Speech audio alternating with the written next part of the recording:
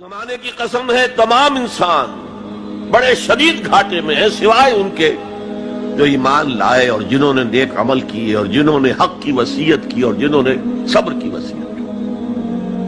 اب ذرا اس جملے کو اپنے ذہن اور شعور کی سطح پر لکھ لیجئے یا لوح قلب پر کندہ کر لیجئے۔ زمانے کی قسم ہے تمام انسان خسارے میں ہیں، گھاٹے میں ہیں سوائے ان کے جو ایمان لائے اور جنہوں نے نیک عمل کیے اور جنہوں نے ایک دوسرے کو حق کی وصیت کی اور جنہوں نے صبر کی وصیت کی۔ اس جملے کو بار بار پڑھیے، بار بار پڑھیے، بار بار پڑھیے اور پھر کچھ نتیجے نکالیے۔ اس جملے میں کامیابی اور ناکامی کا ایک معیار ہمارے سامنے آ رہا ہے جو ہمارے عام طور پر ذہنوں میں معیارات قائم ہیں کامیابی کے، ان سے بالکل مختلف ہے۔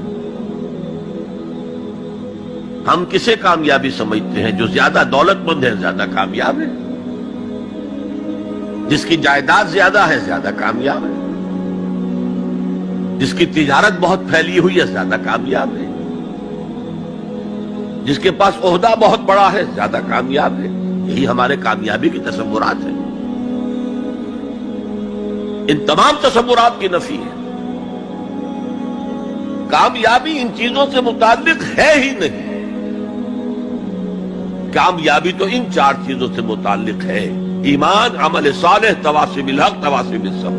یہ ہیں تو کامیابی ہے، یہ نہیں ہے تو کوئی کامیابی نہیں۔ آپ کو سلطنت عرضی مل جائے کوئی کامیابی نہیں، دنیا بھر کی نعمتیں مل جائے کوئی کامیابی نہیں، جب تک کہ یہ چار چیزیں موجود نہ ہوں: ایمان اور عمل صالح اور تواصی بالحق اور تواصی بالصبر۔ اور اگر یہ چار چیزیں حاصل ہوں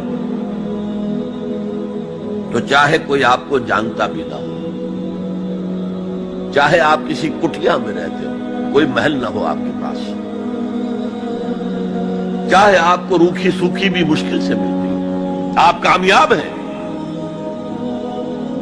یہ ذہن میں رکھیے، معیار جب تک ہمارا یہ نہیں بنے گا ہم اسلام کے راستے پہ چل ہی نہیں سکتے۔ اس لیے کہ انسان جو بھاگ دوڑ کرتا ہے، جو سعی کرتا ہے، دن رات محنت کرتا ہے، راتوں کو سوچتا ہے، پلاننگ کرتا ہے، وہ کامیابی کے حصول کے لیے۔ اگر کامیابی کے یہ تصورات ہیں تو انہی کے لیے بھاگ دوڑ کرے، دنیا میں گم ہو جائے گا۔ جیسے اقبال نے کہا کہ کافر کی یہ پہچان کہ آفاق میں گم ہے اور مومن کی یہ پہچان کہ گم اس میں ہے آفاق۔ یہ معیار ہے در حقیقت، جیسے کہ حضور نے فرمایا صلی اللہ علیہ وسلم کہ بہت سے لوگ ایسے بھی ہوتے ہیں جو اگر کسی محفل میں جانا چاہیں تو بار نہ پا سکے، انہیں اجازت ہی نہ ملے۔ اگر وہ کہیں رشتہ کرنا چاہیں تو کوئی انہیں رشتہ نہ دے۔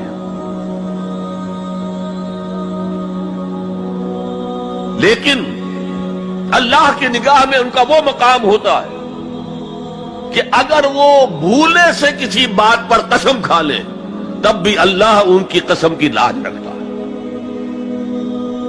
آپ سوچئے ابو ہریرہ کا کیا مقام تھا،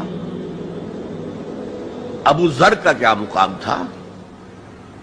حضور فرماتے ہیں صلی اللہ علیہ وسلم: من کان یسرہ ان ینظر الی زہد عیسیٰ فلینظر الی صاحب ابی ذر۔ جس شخص کو اس سے خوشی حاصل ہوتی ہو کہ حضرت عیسیٰ کا زہد اپنی آنکھوں سے دیکھے تو میرے اس ساتھی، میرے اس دوست ابو ذر کو دیکھ لے۔ یہ لوگ ہیں کامیاب ترین۔ حضرت علی کی جب شادی ہو رہی تھی حضرت فاطمہ سے رضی اللہ تعالی عنہما، ان کے پاس کوئی مکان نہیں تھا۔ ایک انصاری صحابی نے ایک حجرہ دیا ہے جس میں کہ وداع ہو کر حضرت فاطمہ رہی۔ کوئی گھر نہیں تھا، فقراء صحابہ میں سے تھا، مہر دینے کے لیے کچھ نہیں تھا۔ حضور نے پوچھا کچھ ہے علی تمہارے پاس مہر دینے کے لیے؟ اس کیا حضور کچھ نہیں میرے پاس۔ فرمایا تمہارے پاس وہ زرہ ہوتی تھی ایک، عرض کیا جی زنا تو ہے، لیکن ظاہر بات ہے زنا تو ہتھیار ہے، جنگ کے لیے ہے، جہاد فی سبیل اللہ کے لیے۔ آپ نے فرمایا جاؤ اسے بیچو یا گروی رکھو، کچھ لے کر آؤ، مہر تو دینا ہے۔ کیا اس مفلسی کی وجہ سے وہ حضرت علی ناکام انسان تھے؟ لیکن واقعہ یہ ہے کہ کامیابی کے اور ناکامی کے اس معیار پر ہمارا دل ٹھکتا ہے۔ دل ٹھک جائے تو کیا کہنے، زندگی میں انقلاب آ جائے۔